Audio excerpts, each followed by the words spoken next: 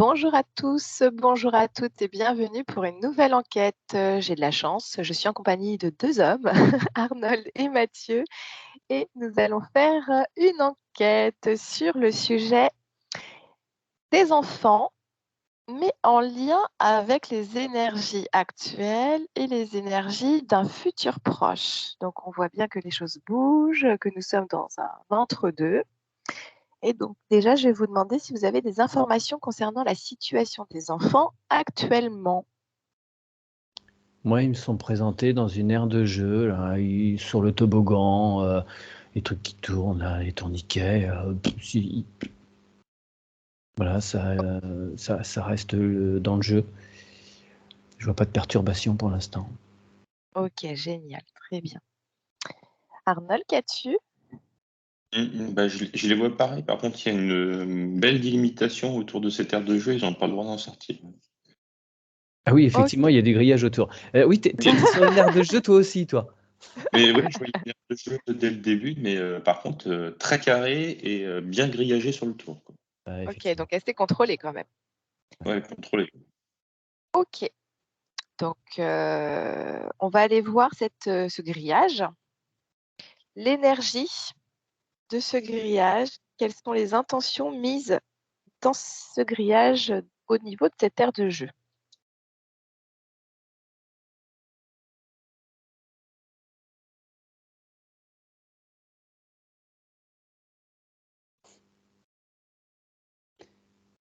C'est toujours cette façon de dire non, mais allez-y, profitez, vous êtes en liberté, mais effectivement, dans un cadre. Tout est bien cadré. Donc C'est comme n'importe quel animal d'élevage, tu vas le mettre dans un pré avec, même si tu as 2 hectares, il n'en demeure pas moins qu'il aura tout autour des barbelés, des barrières, un réseau électrique pour pas qu'il aille au-delà. OK, Ça me renvoie donc à c'est ça, quoi. C'est le même principe. une liberté sous condition quand même? Ouais, on est tous en conditionnel, les enfants y compris. OK. Arnold, qu'as-tu? J'ai la même chose et puis aussi la fonction d'accessibilité au lieu aussi. Je vois surtout un portillon et du coup, autant ils jouent dans cet espace-là, mais par contre, ils y entrent que quand on leur donne l'autorisation. Mmh. OK, très bien. Est-ce que ce que vous voyez là, c'est, vraiment actuel ou alors c'est depuis longtemps ça?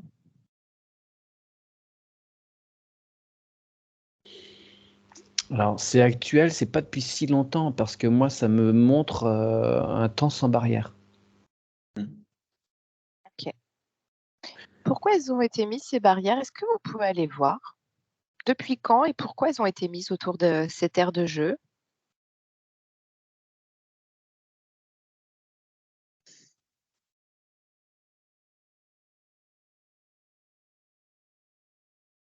Ça me montre les années 2000 à peu près.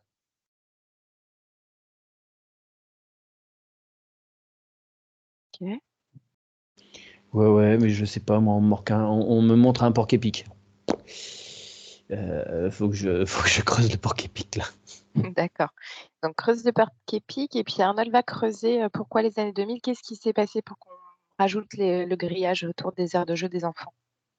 Là tout de suite ce qui m'est apparu en fait, c'est que alors c'était pas fait pour,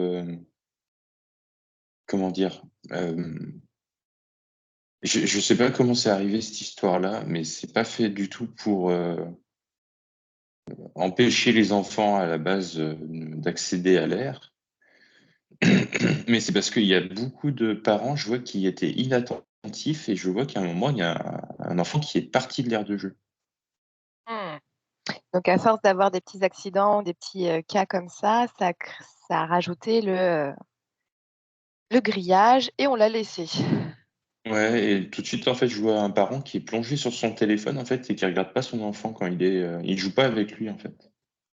Donc de par l'inattention de l'adulte, on met un grillage aux enfants. Voilà. Trop sympa ça. Oui. OK. Mathieu, qu'as-tu par rapport au porc-épic? Ouais, alors le porc-épic, en fait, j'ai un zoo inversé. Avec le porc-épic, il est en train de tourner autour des barrières et il regarde les enfants. Et il y a d'autres animaux autour. C'est un zoo inversé. Ok.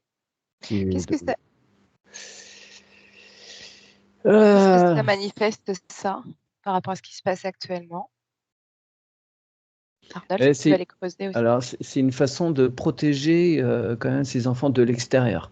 Parce que ça me montre des dangers de l'extérieur, même si le porc-épic, il n'est pas forcément, si tu vas pas le chercher, il va pas t'embêter. Ces pics, c'est un système de défense, pas d'attaque. Mais après, pour rebondir avec ce que disait Arnold, c'est évident que d'une façon juridique, pour tous ces maires qui s'en prennent plein la tronche dès qu'il y a un truc qui va pas. Le maire est responsable toujours en définitive si sur un lieu public il survient quelque chose. Donc c'est une façon de se protéger, de les mettre, de les parquer. Et en fait, c'est comme on va faire pour un tout petit. Pour un tout petit, on va le mettre dans un parc pour pas qu'il se fasse mal quand on doit s'absenter, faire à manger, qu'on peut pas l'avoir sous l'œil en totale permanence. Voilà, on a ces systèmes-là pour le protéger. Hmm. Mais c'est déjà influencer quelque chose parce que tu poses le fait que Évidemment. tu vas être responsable de l'accident et donc tu poses le fait qu'il y aura peut-être accident. Donc finalement, l'enfant est parqué dès le début. Tu poses, ouais, mais c'est par la force des choses. C'est par Hmm. la force des choses, si tu veux, parce que sur ces aires de jeu, je vois qu'il y a des panneaux sous la responsabilité des adultes. Hmm. C'est-à-dire que dans ce périmètre-là, c'est sous la responsabilité d'autres personnes et ça décharge la municipalité. Alors que ce n'est pas le cas en dehors de ce périmètre. Ok.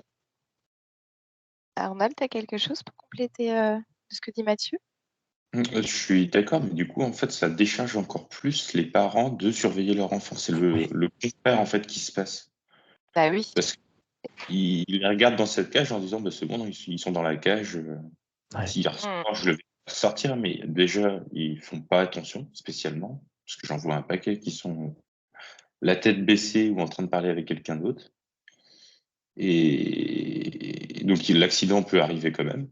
Il peut aussi tomber de l'aire de jeu, hein, même s'il y a du grillage autour, tomber d'un toboggan, ça arrive aussi. Et en plus de ça, le fait qu'il soit parqué, ça lui donne d'autant plus de légitimité à faire autre chose que d'être avec son enfant. Donc ça accroît encore la séparation qui est mise vis-à-vis du grillage. Bah oui, bien sûr. Il y a le double effet. Ok. Et ce qui est apparu au début comme quelque chose pour protéger la municipalité et décharger la responsabilité, mais les parents se déchargent encore plus sur la barrière. Hmm. La Oui, c'est toujours responsabilité. l'extérieur, quoi. On décharge à l'extérieur. Ah ben complètement, mais je vois que Hmm. du coup, là, c'est quelque chose qui arrive. En gros, l'étape d'après, ça serait de mettre, de vérifier le degré de tension du ressort qui referme le portillon. Enfin, Ok. Mais pas de se remettre en question sur le fait peut-être d'arrêter de regarder le portable quand ah il y a non, les non, enfants qui jouent. ah ben, l'effet en fait va s'amplifier jusqu'à temps que je vois Hmm. que la cage, elle se referme carrément par le dessus. Des fois Hmm. que Ok. l'enfant se voudrait, quoi. Ok. Donc bien mettre sous cloche après les enfants, c'est sympa. Ouais, ouais, Euh, ouais. Il y a, pour enchérir, hein, c'est-à-dire que le parent n'assume pas ses responsabilités et qu'on le voit, on le voit au niveau des relations avec les instituteurs. Hein, c'est toujours la faute de l'instituteur, ce sera jamais la faute de l'enfant ou du parent. Il y a une façon de se décharger de ses responsabilités sur une tierce personne. ok. Est-ce que vous voyez que ça va changer, ça, la position du parent vis-à-vis de la responsabilité, de la relation avec son enfant? Est-ce que si on fait un petit tour dans le futur proche,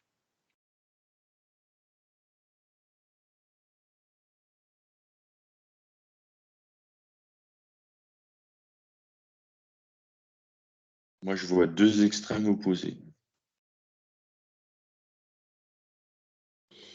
Ouais, c'est ça. Je vois. Pour qu'il y ait ça, pour que ça aille dans le bon sens, enfin dans le bon sens, c'est un jugement, hein, mais pour enlever ces barrières, il faut arrêter. tous ces, tout ce qui découle de ces deux fameuses lettres-là, Ok. les Donc deux voyelles. arrêtez. Ouais. Et je vois effectivement, comme dit Arnold, je vois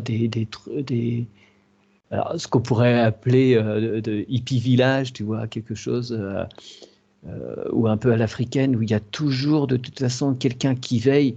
À l'africaine, il y a toujours des enfants ou des tantes ou des tontons qui sont là. Les enfants sont jamais tout seuls parce qu'il y a toujours une surveillance. Que ce soit tes enfants ou pas tes enfants, il y a toujours une surveillance de la part de personnes responsables. Mais c'est une Ils sont surveillance plutôt énergétique que finalement de mettre des barrières physiques. Oui, ou même une surveillance physique. C'est qu'il y a Mm, toujours de toute façon quelqu'un qui mm, va, qui prend cette responsabilité. mm. Après, ça tourne, mais je vois voilà, des enfants dans un. Ça me renvoie des Amérindiens aussi. Il y a tout un écosystème qui, de toute façon, est Alors, pacifié et sécurisé parce qu'il y a toujours des gens qui sont de toute façon là pour apporter une surveillance qui font le guet autour, tu vois. Je vois des. mm. Alors, est-ce que justement, c'est pas un peu le souci de notre société actuelle, c'est de prendre la responsabilité? C'est-à-dire, est-ce que c'est une énergie qui changerait, qui mériterait d'être changée, au lieu de prendre la responsabilité, de faire ça plutôt instinctivement, comme les loups avec leur meute? Moi, je dirais que ça a été voulu et organisé là, de ce que j'ai vu, en fait.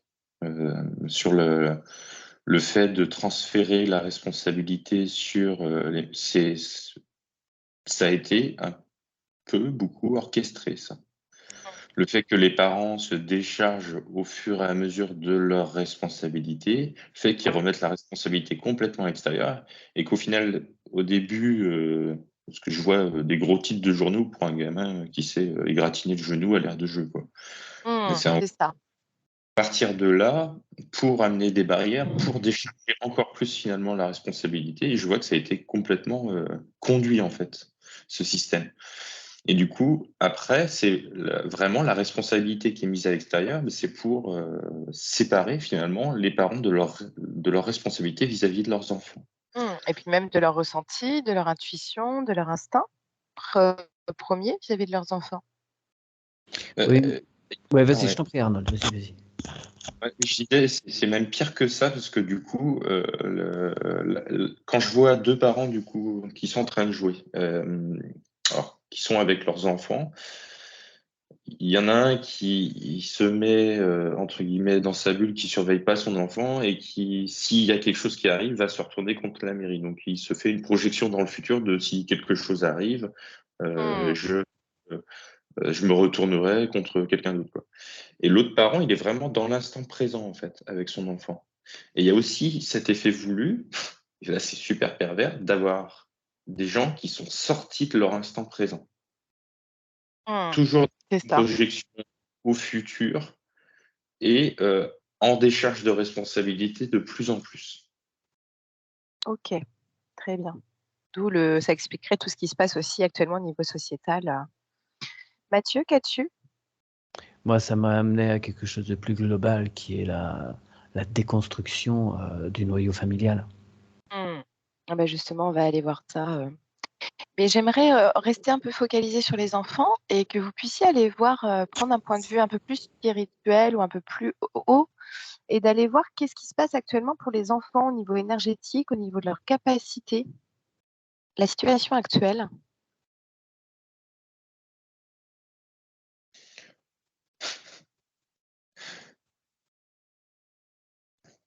Tout de suite, j'ai l'élève qui dépasse le maître, l'adage va être très très vrai là actuellement.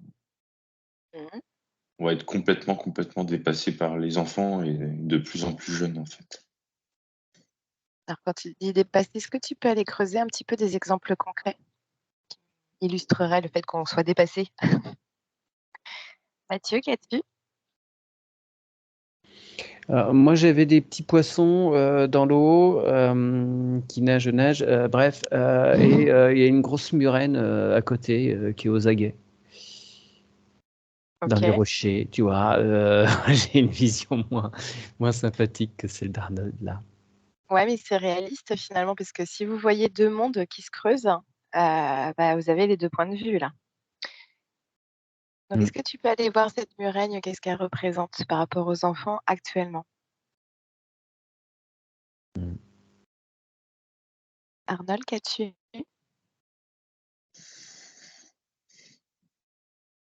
Je crois que ça vient vraiment au niveau du ressenti. Déjà, parce que tu parlais de capacité, moi je suis allé voir directement ça. Ça va être surtout au niveau du ressenti et du pouvoir créateur.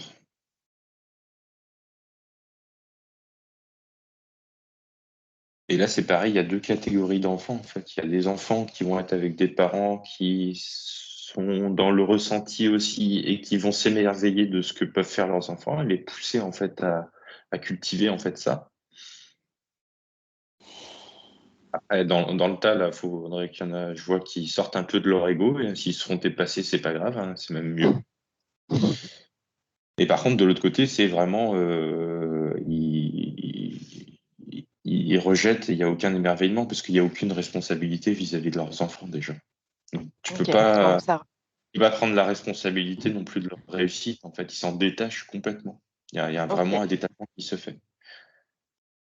Est-ce que tu vois que ça peut. Est-ce que tu peux aller voir justement dans le futur, est-ce que ça peut s'améliorer? Est-ce que ça va s'améliorer ou justement l'écart va se creuser de plus en plus entre les parents qui sont vraiment émerveillés vis-à-vis de leurs enfants et les parents au contraire qui sont complètement détachés? Est-ce que tu peux aller voir ça? Mathieu, qu'as-tu? Ça m'a montré les marionnettistes hein, qui jouent comme dans un espèce de grand labo. Alors, c'était plus des poissons, c'était plutôt comme des souris là, que m'étaient montrés des enfants. Donc, il y a plein de labyrinthes et il y a quand même des possibilités de sortir. Voilà, je vois quelques petites trappes là, qui permettent vraiment de partir à l'extérieur. Et ils se retransforment en poissons là, pour suivre Ok. le courant comme ils le veulent.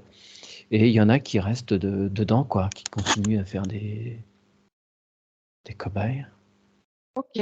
Alors si tu as fait apparaître un enfant, alors j'aime pas le mot très lumineux, mais un enfant qui a beaucoup de capacités, où il y a une famille qui est bienveillante, à l'écoute, qui est aussi dans cette énergie de comprendre et d'écouter l'enfant à son maximum. Qu'est-ce que tu vois comment elle se positionne vis-à-vis de ce labyrinthe? Ah bah, ça me montre un qui est sorti. Ah, qui est sorti déjà du labyrinthe. Ouais, enfin, je vois une trappe qui se soulève là, et ça me montre celui que je voyais qui partait et qui reprenait sa forme de poisson. Ok, très bien. Et pour les enfants bah, il y en a qui sont très interférés aussi. Ouais. Est-ce que tu peux aller voir ce qui se passe pour eux? Euh, Mais ouais, si tu veux, moi j'ai un vague arbre généalogique très au loin là, et il y a effectivement des liens, des choix qui sont faits dans l'arbre, et que de toute façon cette expérience, cette âme qui vient s'incarner là, bah, peu importe, de toute façon elle est là pour expérimenter ce truc-là. Il n'y a pas de Nous, on va se dire à notre hauteur d'être humain, voilà, les pauvres enfants, mais hmm, quand tu regardes à un autre niveau, non, c'est qu'une expérience, de toute façon, c'est pas grave. Ça participe au grand jeu de société, hein. ok. Arnold, qu'as-tu? Alors sur la séparation, en fait, il y a la séparation au niveau sociétal qui se fait. Et ce que je vois, c'est qu'il y a qu'un seul chemin possible au niveau individuel pour les enfants. C'est la sortie en fait de ce côté où ils sont pas écoutés en fait. Pourquoi? C'est Bah, la parce que seule de sortie base, hein, possible. parce que l'enfant en fait va rechercher son bien-être. Il Hmm, va rechercher être écouté, et il va rechercher un adulte. qui va vouloir jouer avec lui au parc. Si tu lui donnes le choix, en fait, il va choisir forcément ce côté-là. Il va choisir d'être dans l'instant présent parce que lui, c'est ce qu'il vit. Et on essaye de lui mettre des notions que les adultes ont décidées dans la tête, mais pour lui, ça lui semble tellement pas logique qu'au bout d'un moment, ça fait dissonance. Donc, il va aller vers ce qui est le plus simple à comprendre pour lui parce que c'est ce qui lui parle au niveau du cœur. Il y Ok. a, il y a qu'un seul. Moi, je vois vraiment qu'un seul chemin possible. Par contre, c'est une sortie au niveau individuel. C'est ça et c'est ce qui est d'autant plus compliqué quand on a des parents qui, sont contre cette sortie finalement, enfin contre, qui se positionnent à mettre des barrages encore plus, vis-à-vis de cette sortie. Oui, mais Que vous voyez au il début. y a des messages qui vont passer et c'est pour ça que je dis qu'il n'y a qu'une seule sortie possible, c'est qu'au fur et à mesure, ces enfants qui deviendront peut-être eux-mêmes parents ne referont pas les choses en fait. Ils se souviendront de leur message d'enfant ou même le jouet des enfants en fait, mais qui ressortent la même phrase que eux, ce qu'ils ont sorti petit à leurs parents quoi. Mmh. OK. Et ils se rendent compte qu'en fait leur mode de pensée a été modifié et que c'est tellement plus logique de penser comme ça que eux-mêmes en tant que parents retrouvent leur enfant intérieur et ressortent de ce système-là. Et là, du coup, ça fait sortir les deux en même temps. OK. Alors justement, j'ai une question par rapport à ce que vous avez dit tous les 2, qui m'interpelle depuis un petit moment maintenant. Est-ce qu'on est censé, vivre la souffrance? Parce que justement, quand on voit les enfants, ils sont énormément dans la joie, dans l'amour et j'ai cette sensation que c'est plutôt l'extérieur qui emmène des choses négatives, qui bride et cetera et quand on est en session d'hypnose et qu'on voit un enfant intérieur, en général, on voit un enfant intérieur blessé. Mais est-ce que c'est l'essence même de pourquoi on est là aujourd'hui et pourquoi les enfants sont là aujourd'hui? Ouais, attends, juste petit bémol par rapport à ce que j'avais avant là. Je Oui? regardais plus attentivement là, ces enfants là qui expérimentent ça. Et, je voyais plein de cages autour de son visage, mais à l'intérieur, il y a toujours quelque chose qui brille. Mmh. En revanche, beaucoup de parents qui sont dans l'arbre au-dessus, les branches au-dessus, en dessous, eux, ils sont beaucoup plus éteints. Bah oui. Voilà, des petits bémols. Mmh. Ils ont la Ouais, ça capacité rejoint ce que dit de. Arnold sur, Ah, j'ai pas écouté. Ils peuvent ouais. briser ces cages autour d'eux là. Mmh. Mais c'est d'autant plus complexe parce qu'on met les enfants où ils décident pas, ils ont pas leur mot à dire. C'est peut-être fait exprès justement. Oui, oui, oui, en fait, ça renforce effectivement. Mmh. Ça a un côté, ouais, ouais. Alors, ta question, waouh, attends, c'était quoi? Alors, c'était de revenir sur le Oui, côté d'accord, OK. ouais, c'est bon? Ouais, j'ai refait le fil. Alors Arnold, qu'as-tu?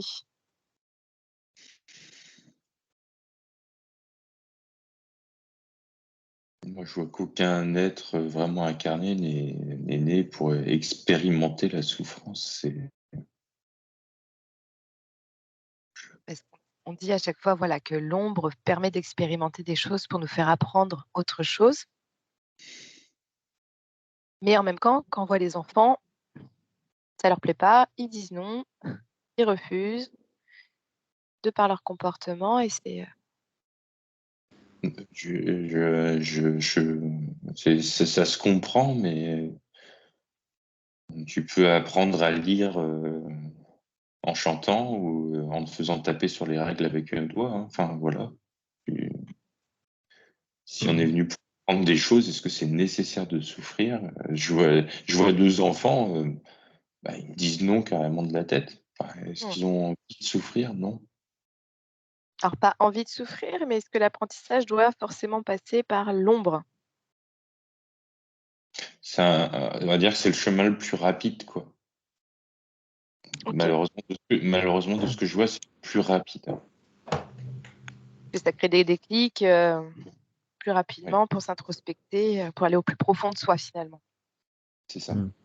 OK. Mathieu, Ouais. ça Ouais, ouais, alors j'ai eu plein de trucs, ça partait dans tous les sens, mais pour résumer, oui, effectivement, au début, j'ai vu grandir en lumière, mais que toutes ces difficultés, moi, qui me sont apparues sur un être très lumineux, comme une petite couche de boue qui craquelle et qui qui s'en va relativement facilement. C'est vraiment une question de point de vue, c'est que c'est vraiment quelque chose de en surface. C'est pas nécessaire, effectivement, mais ça me renvoyait à toutes ces histoires de contrats qu'on voit des fois entre devis et ailleurs. C'est des choses qu'effectivement, l'âme va s'ajouter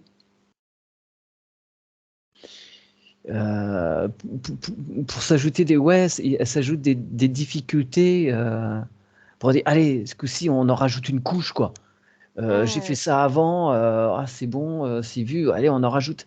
Et c'est des défis en fait, des défis. Allez, on va complexifier le truc parce que effectivement ça amène à un moment à un choc qui va te permettre de revenir plus haut, à un stade au-dessus.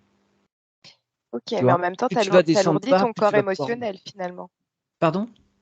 T'alourdis ton corps émotionnel aussi. Enfin, par exemple, t'alourdis les émotions du choc, du traumatisme. Oui, mais ce corps émotionnel-là, il est très, je ne sais pas les mots, il est très provisoire. Ok. Il y a un moment où tu Et- brûles tout ça de toute façon. Hmm. C'est très passager au vu de l'expérience de l'être. Ok, super. Alors, allons voir maintenant. Pardon, excuse-moi, Arnold. Non, c'était juste pour rebondir sur ce que disait Mathieu, parce qu'il y a une image très claire qui m'est apparue là dans la physicalité, et montrer une balle rebondissante justement dans les mains d'un enfant. La souffrance, ça va être l'impact avec laquelle tu viens lui donner le coup sur le sol et elle va rebondir beaucoup plus haut.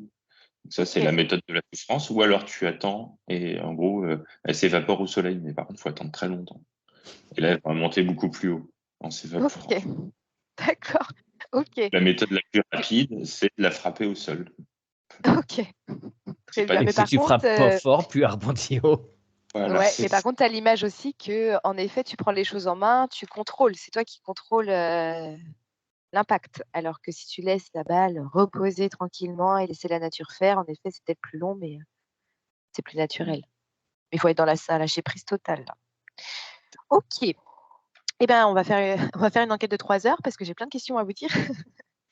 Alors, est-ce que vous allez vous couper de tout ça et je vais vous demander, en ce moment et pour un futur proche, la place des enfants au sein de la famille.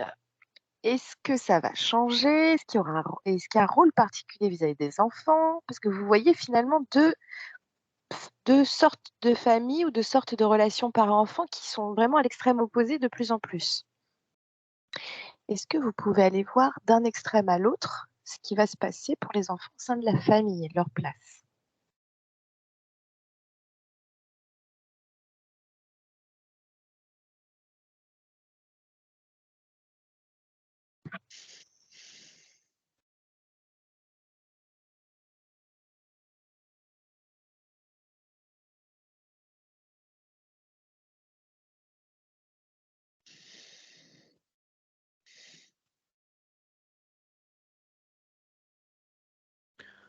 C'est compliqué parce qu'il y a tellement de cas de figure. Alors déjà, on va partir sur une question plus simple. Est-ce que les enfants de cet âge d'or qui arrive ont pour mission ou dans les énergies de faire changer un peu les choses au sein de la famille? Et est-ce qu'ils ont un rôle différent que les enfants d'avant?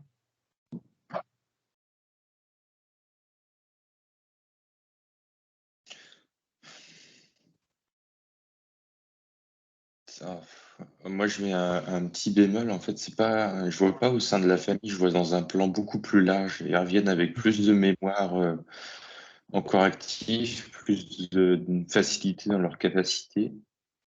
Mais la place, elle est pas forcément. Enfin, la place individuelle n'est pas forcément au sein de la famille. Ça va créer des choses au sein de la famille, mais ça fait pas partie de, on va dire, la mission qu'ils ont au niveau capacité, c'est pas relié à Pas la au sein de la famille. famille. Non, voilà. Est-ce Ouais, que ouais. leur capacité, justement, influe des choses au niveau de la famille? Par exemple, pousser les parents à s'éveiller plus, voilà. Et de par ça, vont avoir des choses particulières au niveau de la société. Parce qu'il y a les parents qui écoutent, il y a les parents qui écoutent pas, ce que vous voyez un petit peu. Genre, on va dire là, je grossis les choses. Ouais, moi, je vois une courbe qui monte, hein, effectivement, puis il y a une petite montée, pof, et puis il y a une autre courbe qui descend, mais qui est plus grise. Moi, ce que je perçois, c'est plus les enfants actuels dans leur rôle d'adulte que ça a un impact. Parce que, si tu veux, moi, ce que je vois, c'est que les adultes qui sont à même d'entendre, ils sont déjà, enfin, même s'il y a toujours des éveils en permanence, hein, mais il y a déjà quelque chose qui mûrit, en tout cas, et les autres qui sont dans le déni et qui n'en démordront pas. Donc, je pense que si changement il y a, c'est vraiment ces enfants-là, une fois qu'ils sont adultes et qui peuvent mettre en place eux-mêmes les choses. Parce qu'ils gardent justement cette part d'enfance qui est plus grande en eux et conserver ce regard sur, allez, on va dire la magie que les enfants devenus adultes des générations précédentes ont pour une grande partie oublié et occulté. Ok. Donc eux, ils viennent déjà avec beaucoup de mémoire, de connaissances pour mettre en pratique rapidement. Ouais. Est-ce que tu peux aller voir, Mathieu, un enfant, une âme, qui a choisi des parents qui sont complètement dans le déni? Pourquoi a-t-il choisi ces parents-là et qu'est-ce qu'il doit expérimenter? Juste un cas pour illustrer un petit peu les choses, comprendre un peu pourquoi. Vu de leur capacité. Arnold?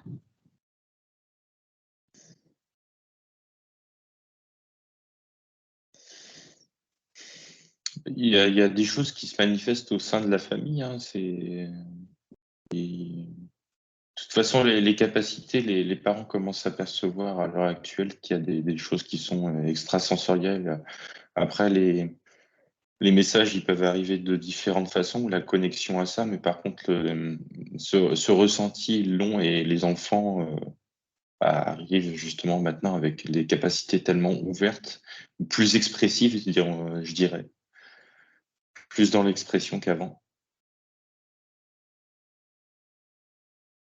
que les parents en fait se reconnectent à ça. Oui, ça les pousse à s'ouvrir un peu à l'invisible finalement aussi, les parents. Mm. OK. Donc ils sont déjà dans un rôle d'apprenant, les enfants, de par leurs capacités qui manifestent au quotidien avec les parents, enfin les enfants. Non, alors non, ils sont pas Non? dans un rôle d'apprenant, ils sont juste dans un rôle de ce qu'ils sont et Oui. ils n'ont pas d'autre rôle en fait.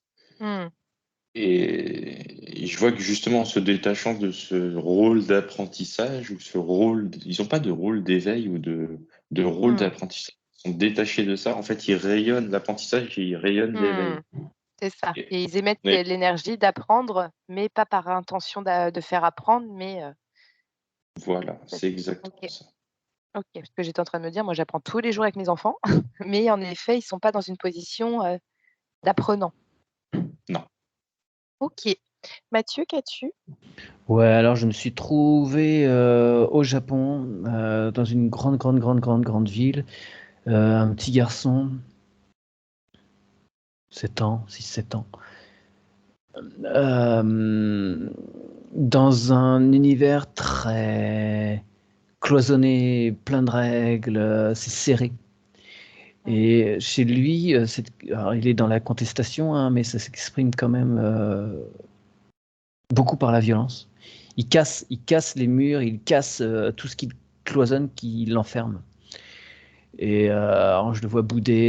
Il peut pas rentrer dans la case. C'est impossible pour lui de se contraindre. Et je vois les adultes complètement désarmés par rapport à ça. Mmh. Et Et pourquoi a-t-il choisi ça? Parce que c'est lui qui a choisi ce contexte. Pourquoi?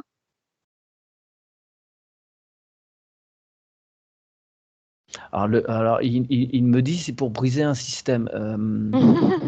C'est pour que les adultes finissent par entendre que c'est pas possible Ça d'être dans la fonctionne pas. contrainte comme ça. On en fait ça, c'est fortement préjudiciable au niveau sociétal. Mais tu vois, je le voyais plus tard, il trace sa route, c'est-à-dire que je le voyais sur des grandes collines, dans les hautes herbes, et à tracer sa voie, quoi. Il est plus dans la ville, quoi. Mm. Comme s'il y avait vraiment, enfin, comme s'il avait lâché l'affaire, il a pris sa décision de s'extraire de ce système-là. Ok, donc lui, il expérimente, on va dire, le fait de se manifester sa propre liberté et de par la société, lui, il émet des énergies où il faut briser les chaînes, il faut briser les murs parce que voilà ce que ça fait comme mal Ouais, à mais tu l'intérieur. vois, en définitive, je le vois partir. Comme Oui, si, peu importe l'impact, non, c'est tellement sclérosé, d'où il vient que voilà, il a fait des choses, mais ça suffit pas. Il va mener sa vie ailleurs, visiblement. ok. Mais c'est de par aussi des départs comme ça qu'on crée de nouvelles choses aussi à l'extérieur Ouais, de ce bien système. sûr. Mm. Oui, construire autre chose ailleurs. Ok. Alors, je vais vous demander de vous couper tout ça et je vais vous demander d'aller voir justement les enfants qu'on dit atypiques par rapport à cette norme de cloisonnement, de normes, énormes, énormes. Et je vais vous demander de voir un petit peu ce qu'il en est de ces enfants qu'on dit atypiques. Donc, ce soit par exemple tout ce qui est dyslexique, dysorthographique, les troubles de l'attention, l'hyperactivité, l'autisme, le haut potentiel intellectuel, et d'aller voir si justement ces enfants-là ne seraient pas dans des particularités énergétiques particulières au niveau de ce nouveau monde qui arrive, cet âge d'or, et de voir si l'accompagnement de ces enfants vont changer.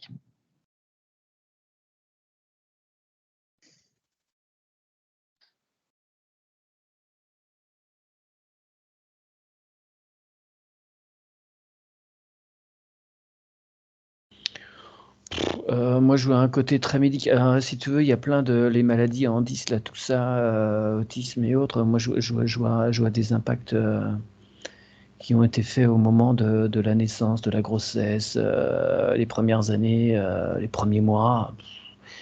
Tu vois, il y a des fléchettes, quoi. Il y a un Mmh. impact lourd par rapport à ça. Mmh. Même si on va pas généraliser, hein, moi, ça m'est montré clairement quand même. Mmh. Ok. Est-ce que tu peux aller voir où ça en est au niveau énergétique, au niveau de leur accompagnement, parce que ce sont des enfants où les parents ont de plus en plus de difficultés à avoir des aides humaines, à avoir des aides financières pour les accompagner. Est-ce que tu vois qu'il y aura une évolution vis-à-vis de ça? Arnold, qu'as-tu? Il y a la réponse, oui, il va y avoir une évolution et c'est encore un système pervers, c'est-à-dire que tu colles une étiquette dont des fois l'enfant n'a pas besoin, et tu viens déresponsabiliser les parents, du coup, au niveau éducatif, en donnant une aide et en allant chercher tel ou tel professionnel à qui ils confient leur enfant pour sortir de ce rôle-là, quoi. Mmh. Et je vois que l'aide, en fait, c'est vraiment la déresponsabilisation des parents. Mmh.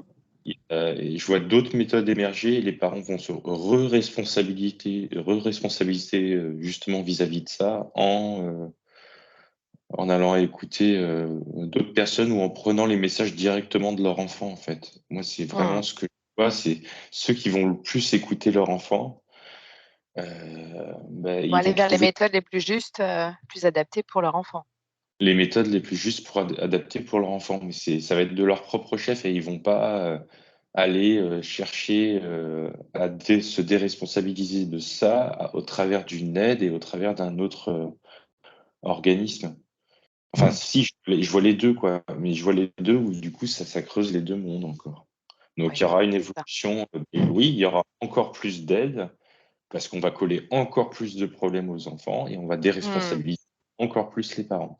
Et Ok. il y a des parents qui Donc, vont suivre ce mouvement-là et des parents qui vont se re-responsabiliser. ouais. Donc c'est vraiment là, on est vraiment en plein dans deux mondes qui se creusent quand même là, hein. Et ça en fait vraiment partie, là. Ouais, ça me fait écho sur l'année dernière, j'étais encore neuropsychologue au niveau de mon statut et il y a une maman qui est venue, m'appeler pour, avoir un bilan neuropsychologique parce que son enfant était pas bien émotionnellement et je lui ai dit: «Bah non, je pratique plus les bilans. Je fais de l'accompagnement pour que les enfants soient bien, mais si vous voulez un bilan, c'est ailleurs». Et j'ai dit ça à plusieurs parents. Il y a des parents qui font: «Bah tant pis, je vais aller voir ailleurs». Alors que j'avais dit: «Si vous voulez que votre enfant aille bien, je veux bien l'accueillir». Et il y en a d'autres en effet qui viennent me voir, pour des soins énergétiques et ils essayent autre chose. Et c'est là on voit les écarts qui se creusent entre le fait que l'enfant aille bien et le fait qu'il aille vers l'étiquette. Ah, c'était la petite aparté, excusez-moi. Mathieu, qu'as-tu? Alors moi, ça s'est manifesté par le chakra de la gorge qui s'est complètement bloqué. Mmh. Alors c'est que ses parents se retrouvent dans un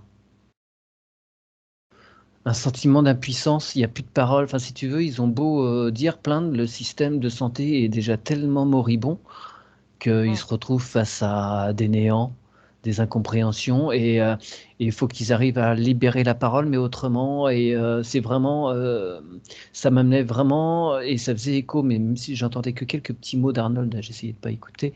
Il y avait vraiment le terme de responsabilité, c'est à eux de reprendre les choses d'une façon différente. Ça fonctionne pas, on n'a pas d'écoute, on n'a pas de solution et ben, on va aller Mmh. creuser ailleurs de notre façon. Alors il y a des choses qui se font, hein, il y a plein de systèmes, qui se mettent en parallèle, hein, mais c'est ça qu'il faut que ces gens-là qui se retrouvent face à des murs, il faut qu'ils aillent, alimenter, les choses plus vertueuses, Ouais. qui fera plus écho, en eux et pour leurs enfants et ça me ramenait au village amérindien, voilà Mmh. et la OK, mais à la co mégalopole, japonaise, à côté, quoi. Ah non. bah, ouais, c'est ça. Ouais, puis, finalement, le gros défi, c'est d'aller au-delà de la barrière du jugement et de la culpabilité, finalement, qui a été alimentée par ce système, de difficultés, et puis c'est la faute de l'éducation, et puis il faut être parfait et que le parent s'autorise à demander, une aide, émotionnelle aussi. Ouais, oui, oui, oui, c'est pas que dans les grandes institutions, à coup Mmh. de chimie qu'on résout les choses, quoi. Mmh. Faut voir, faut prendre un autre point de vue sur les choses. OK, très bien. Parce Alors, que ça dernière marche pas, enfin voilà, ça a prouvé que ça marche pas, donc faut passer à autre chose les gars, là. ça marche quand on veut, cachetonner l'enfant et Oui, qu'on veut qu'il soit, enfin, voilà, ça dépend ce qu'on attend, c'est certain. voilà, c'est ça. Alors, dernière petite question et puis on va arrêter là parce que ça fait déjà une belle enquête là de, quasi là on est à 43 minutes. C'est un dernier petit message vis-à-vis des enfants. Avez-vous des conseils, voilà, des choses à partager, qui vous viennent là spontanément de la situation actuelle des enfants actuellement et des conseils les plus positifs et évolutifs pour eux?